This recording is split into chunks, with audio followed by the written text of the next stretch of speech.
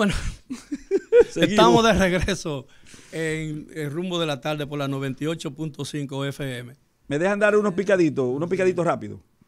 Miren, Odebrecht, la Suprema Corte de Justicia de Brasil suspendió la multa millonaria a la que había sido condenado Odebrecht. ¿Qué le parece eso, don Miguel? El Tribunal Constitucional de la República Dominicana ordenó el reingreso de Pepe Goico al ejército de la República Dominicana. Esa sea la primera decisión del Tribunal Constitucional después de la juramentación de los 5 nuevos miembros, da mucho que pensar. No es la decisión de ellos. ¿Es del Tribunal Constitucional? No, es del Tribunal Constitucional, pero es una decisión vieja.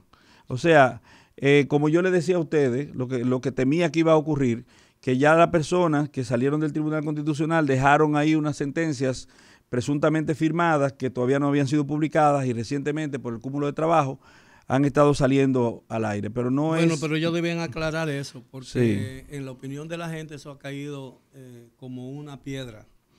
Miren, se entregó a la Dirección Nacional de Control de Drogas José Rafael Fermín García, alias el Loco Fermín de Santiago, porque cuando regresaba del Juego de Estrellas en los Estados Unidos, en Miami, era ciudadano norteamericano, se encontró con que la Dirección Nacional de Control de Drogas le tenía una alerta migratoria. Oye, otra vez las alertas, la que dijo doña Miriam Germán, que esas alertas tenían que ser, que era una desgracia, que iban a, mírenlo ahí están las alertas.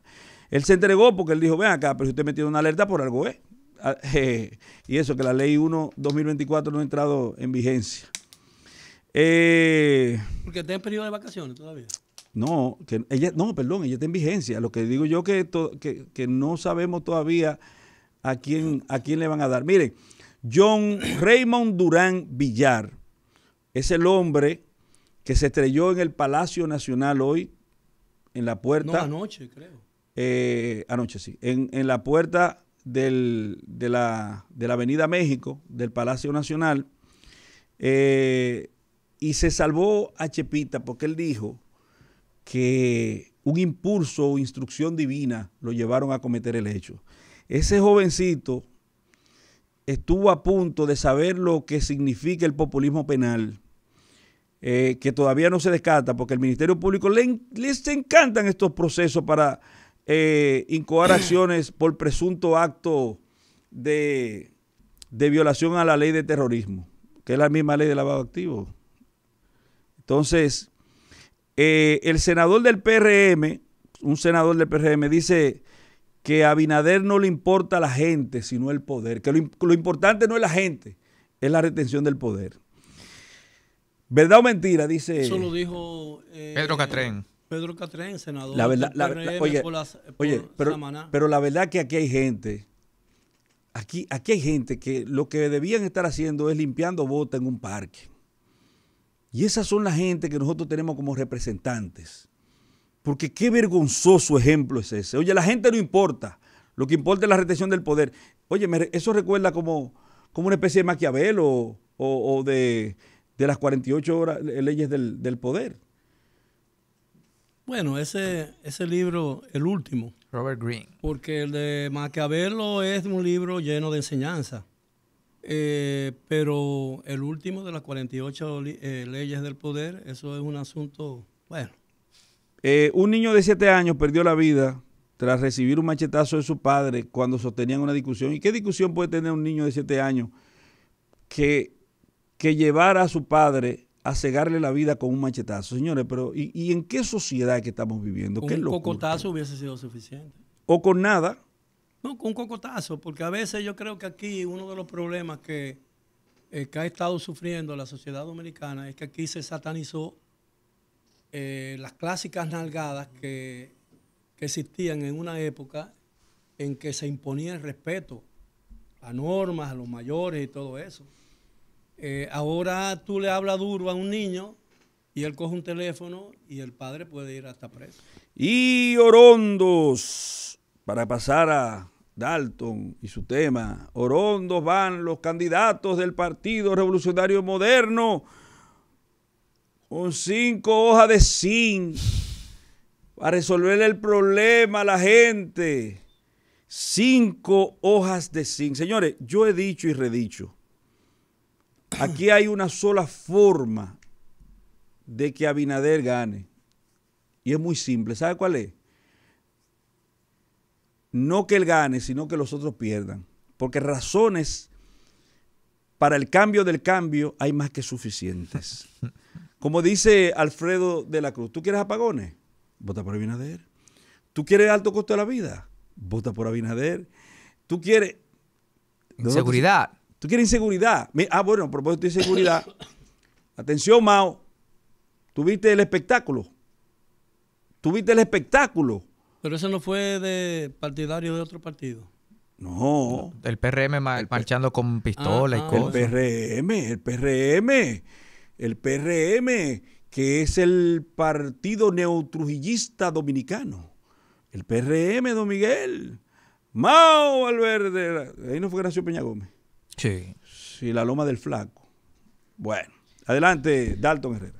Hablando de reelección, ayer en El Salvador el presidente Nayib Bukele se reelijo, se autoproclamó ganador con el 85% de los votos cuando todavía la Junta de allá, la Junta Central Electoral de allá, no sé qué nombre tendrá específicamente, no había emitido votos todavía, ni siquiera el primer boletín, y ya el señor Bukele, que es el presidente más popular del mundo, hay que decirlo, porque el presidente Bukele es publicista y para mí uno de los mayores genios de la comunicación estratégica, de la propaganda, porque ha engatusado no solamente a ciudadanos como los salvadoreños. Aquí en República Dominicana tenemos una masa muy extensa de bukelistas, que si tú, por ejemplo, hoy a mí me van a acabar en las redes sociales cuando vean mi comentario, es un comentario impopular aquí incluso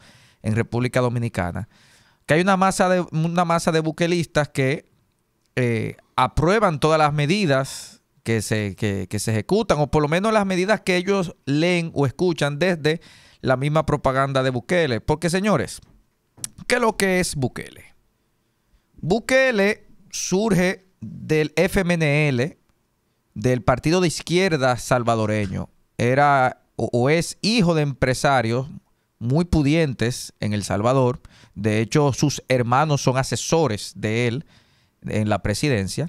Bukele fue alcalde de San Salvador, que es la capital de ese país, y surge luego de que se va del FMNL y crea una coalición de partidos, o es respaldado por una coalición de partidos, pero recordemos que no es un Juan de los Palotes, es un hijo de un oligarca de allá, de El Salvador, y con la vergonzosa actuación del presidente de entonces, Sánchez Serén, de Mauricio Funes, y el descrédito que ya poseía el Partido Arena, de Francisco Flores, de Tony Saca, actos de corrupción, el pueblo de El Salvador, inundado de las pandillas, le dio el voto a Nayib Bukele, quien venía con un discurso distinto.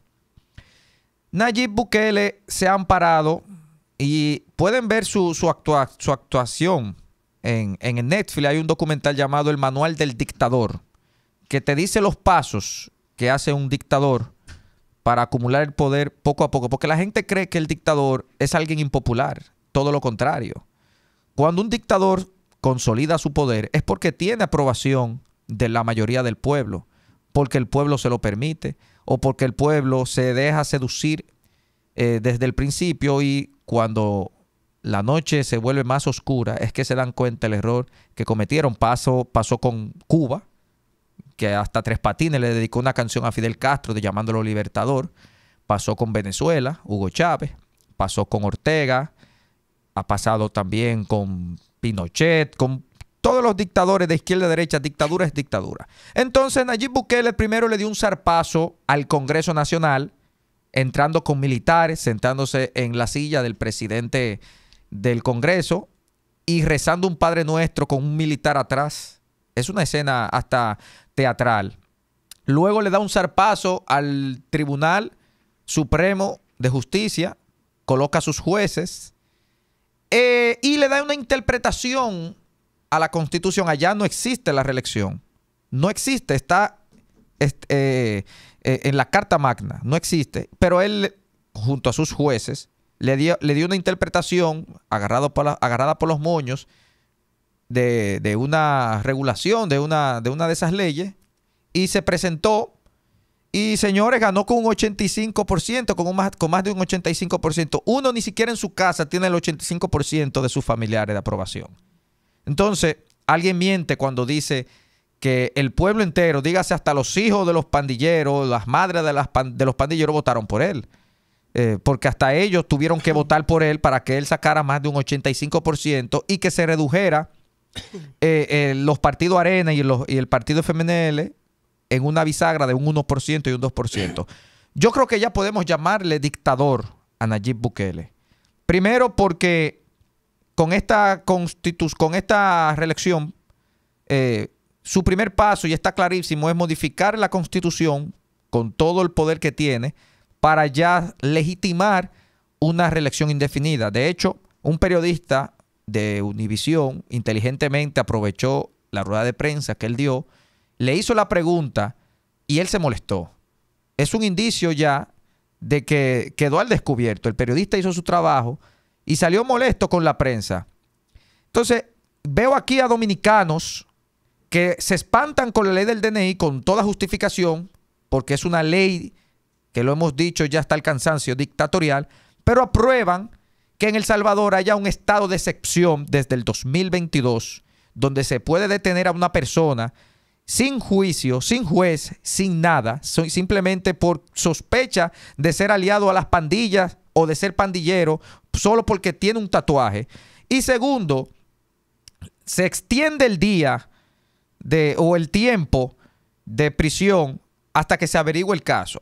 Todavía hay personas que son consideradas desaparecidas allá porque están presos, no se sabe si están muertos o si están vivos, y ni siquiera pertenecen a pandillas.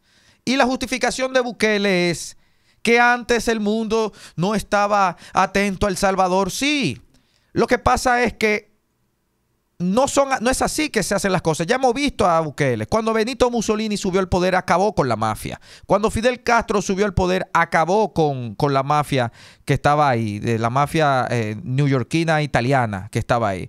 En Italia, cuando Mussolini llegó al poder, los trenes comenzaron a salir a tiempo. Cuando gobernaba el comunismo de Stalin, no había mafia rusa en el comunismo de Stalin. Cuando estaba Trujillo aquí, se dice, y el don Miguel Guerrero que es un estudioso de la época, me puede decir que tú podías dejar una joya en el centro de la ciudad y nadie la tocaba, o una mochila o dinero, porque había un dictador. Es cierto, ya las pandillas mermaron, pero el pueblo salvadoreño se ganó un dictador que no se sabe cuánto tiempo durará ya, que solamente tiene 42 años y que ha embobado a las masas, porque no ha exhibido un logro más que acabar con las pandillas, porque en el logro económico lo del Bitcoin fue un fracaso. No toca esa tecla ya. Y además de eso, el problema del bukelismo, porque ya es una corriente hasta ideológica, es que se está expandiendo por América Latina. Y vemos el caso de Noboa en Ecuador, que declara la guerra interna supuestamente por pandillas, cuando todo el mundo sabe que en Ecuador es lo que hizo un pacto con el tal Fito, que se fugó. Tú lo dejas ir, te crea un caos, tú tienes la justificación de declarar el estado de excepción a un año de elecciones, porque recordemos que es lo que está sustituyendo a Guillermo Lazo. Entonces, tú afianzas tu poder, te consolidas en esa justificación. Eso es viejo, eso pasa con todos los dictadores. El nazismo surgió así cuando quemó el Reichstag, que mandó a un holandés o se le pegó a un holandés comunista quemar el Reichstag para aprobar leyes dictatoriales. Siempre ha pasado. Esa es la justificación de todo dictador. Entonces yo me pregunto, ¿no podemos llamarle dictador a Bukele ya? Con mi opinión seré impopular, pero es la verdad. Y cito finalmente al jurista Eduardo Jorge Prats, si ese es el modelo que quieren en El Salvador, amén, cómanse su estado de excepción, pero aquí en República Dominicana, particularmente yo y muchas personas, creo sensatas, no quieren ese modelo. Mira, yo voy a aprovechar para leer para hacer un comentario con relación a lo que es la política dominicana. Mira, ayer yo escribí, alrededor de la media tarde, yo escribí un tweet que tuvo aparente mucha repercusión o relativa repercusión. Yo vivo en un edificio que está paralelo, en un edificio que está en una calle paralela a la Abraham Lincoln. Es decir, casi esquina José Amado Soler, en el Sánchez Piantini. Ayer a las 3:30 de la tarde se separó, se estacionó ahí, en la Abraham Lincoln, esquina José Amado Soler, un camión propagandístico con muchísimos letreros de la candidatura de la alcaldía del Distrito Nacional, con un altoparlante que tenía, que hacía un ruido, llegaba a unos niveles de decibeles que podían escucharse claramente a varias cuadras a la redonda. Ayer era domingo, señores. Yo dije, eso me indignó a mí porque por lo menos el pueblo dominicano tiene derecho a disfrutar las horas de descanso después de una semana laboral, ¿no? El domingo es el primer día de la semana, pero es un día de asueto, el día de descanso para la comunidad cristiana, porque los judíos celebran el Sabbat, que es el sábado, el día en que no trabaja y que ciertos oficios no pueden realizarse durante esas horas. Hasta las 6 de la tarde, cuando el ocaso del sol y todo ese tipo de cosas, que termine el Sabbat. Y esa tuvo intermitentemente ahí más de media hora, 45 minutos, ahí con un merengue, ella es, pero de muchísimo mal gusto. Y yo escribí un tweet diciendo que el país necesitaba que se respetaran ciertas cosas, ciertas normas, porque la política no puede llegar incluso a quebrantar el derecho que tiene la gente al sosiego en su propio hogar, la tranquilidad en su propio hogar. Es la hora en que la mayoría de la gente, especialmente en ese sector, está descansando, está durmiendo una siesta y está preparando, o está disfrutando con su familia, viendo televisión, oyendo radio, haciendo cualquier cosa. No hay derecho a eso. Entonces yo puse un tweet de esa naturaleza que tuvo unas repercusiones. Bueno, tuvo mucha repercusión a favor del tweet y en contra del tweet. Yo ahí recibí opiniones que yo nunca había oído en mi vida, palabras que yo nunca conocía. Y no me estoy dando con un muchacho inocente, sino diciéndome hasta del mal que yo voy a morir. Y mi madre. Pero, pero voy a leer alguna respuesta que a mí me impresionó.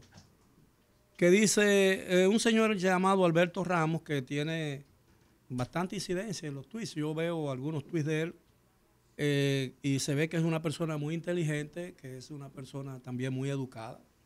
Y dice lo siguiente: distinguido Miguel Guerrero, si ese altoparlante hubiese estado promoviendo al PLDismo, o lo mismo que a Domingo Contreras, usted no dice nada, usted no dice esta boca es mía, usted no hubiese publicado ese tweet refiriéndose a eso. Entonces, bueno, lo primero es que es una forma de prejuiciar una intención. Es decir, él presume que si esa bocina, ese altoparlante que estaba ahí molestando mi derecho a descanso, y en esa calle mía, al lado mío, hay un edificio donde viven 7 funcionarios del gobierno dominicano que sufrieron lo mismo, no sé si protestaron o no.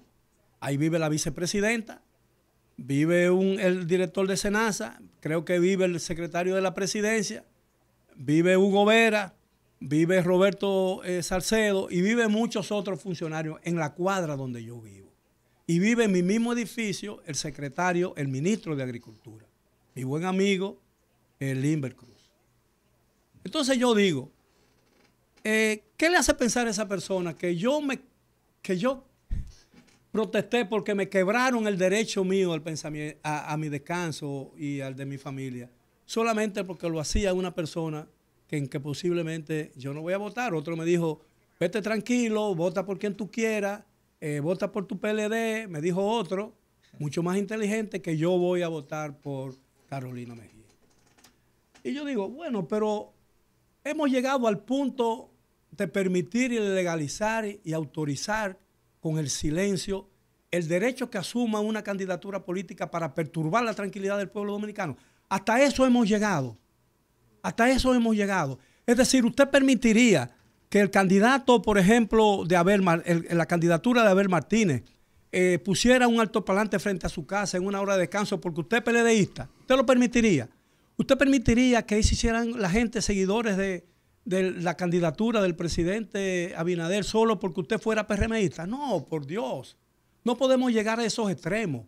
Es decir, nosotros no podemos tolerar y consentir. Nosotros no podemos consentir y lo estamos consintiendo sin darnos cuenta del mal que nos estamos haciendo como sociedad. Que un político o un candidato en su campaña pueda hacer trizas de la Constitución y de las leyes, porque ese es un derecho que él ha asumido. Es decir, si ese altoparlante lo pusiera, porque yo dije, está bien, sigan, está bien, puse yo en el tweet, porque el día 18 me cobro, ¿verdad? El día 18 me cobro. Es decir, si ese altoparlante hubiese puesto la campaña de Domingo Contreras, usted puede estar seguro que ese tuit mío hubiese sido todavía mucho más crudo del que yo envié. Porque no se trata de un candidato, es mi derecho, que yo no puedo entregarlo graciosamente a un candidato, por más que me guste ese candidato. Yo creo que el ruido no tiene color. Claro. Se percibe por el oído y los decibeles están tasados hasta cierta forma, cuáles son permisibles y cuáles son hasta cierto punto saludables. No, y que pueda haber gente enferma en esos edificios. Eso no tiene color, pero don Miguel, nosotros hemos llegado a unos niveles de degradación increíbles. ¿Y cómo usted le dice educado a una persona que tiene ese tipo de comportamiento? No, digo, usted me excusa, usted le puede llamar como usted le quiera llamar, pero para mí esa persona no tiene... Yo por eso no escucho, mire, no pierda su tiempo. Yo no leo ningún comentario que me hagan en las redes sociales. Ninguno. Yo no leo ninguno. O sea, no pierdan su tiempo. Conmigo no pierdan su tiempo. Además, incluyendo los míos. No me lean. Diciéndote de todo y cosas. No me lean, porque yo no pierdo mi tiempo con eso, don Miguel. Yo no pierdo mi tiempo, porque yo le voy a decir una cosa, mire, hay muchísima gente que están pagada para que haga exactamente eso. Sí, claro. Usted lo ve que se esconden tras unos seudónimos. Y unos bots. No ponen fotografías. O sea, no tienen una foto de perfil.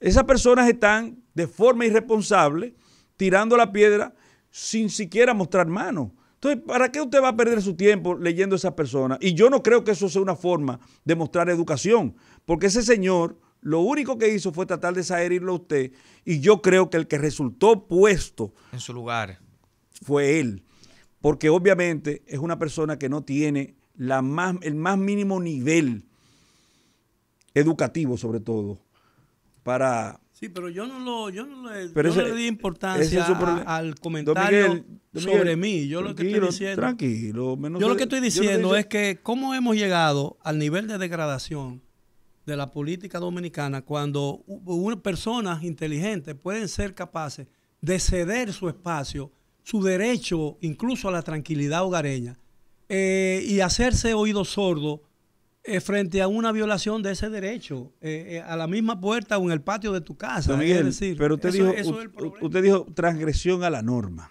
transgresión a la ley. Además de eso. Pero, señor, si nosotros tenemos un presidente que transgrede la norma, si el llamado a hacer cumplir la ley, por ejemplo, el Ministerio Público y los jueces, nosotros todavía estamos hablando, oiga con qué sale la Procuraduría General de la República, que publica hoy en su tuit, tribunal mantiene medida de coerción a otros acusados de corrupción, Operación Medusa, y nosotros podíamos estar hablando de medidas de coerción privativa de libertad de personas en esos procesos, cuando la norma, en el artículo 229, dice que eso no es posible. Entonces, usted me está hablando de que un carajo a la vela quiere que a usted le transgredan su derecho en violación a la ley, pero es que aquí todo el mundo viola la ley. Aquí no hay quien no viole la ley. El ejemplo de la gente, el ejemplo del paterfán es yo violo la ley. Bien, desgraciadamente el tiempo se nos terminó, o afortunadamente el tiempo se nos terminó. Recuérdeme tratar mañana lo de la pensión de la policía, que tenía planeado tratarlo, pero ustedes dos...